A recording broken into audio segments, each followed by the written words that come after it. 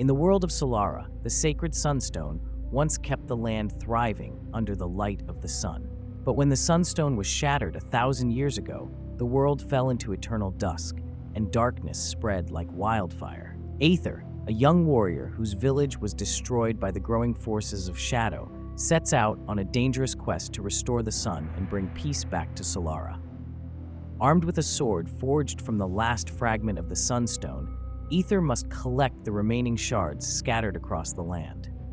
Alongside Lira, a cynical mage who controls solar magic, and Kael, a stoic warrior, they must defeat the ancient celestial titans, beings corrupted by darkness who now guard the shards. As Aether's sword grows stronger with each shard, the team faces increasingly deadly enemies. Together, they must overcome overwhelming odds to reignite the light of the fallen sun and save their world from eternal night.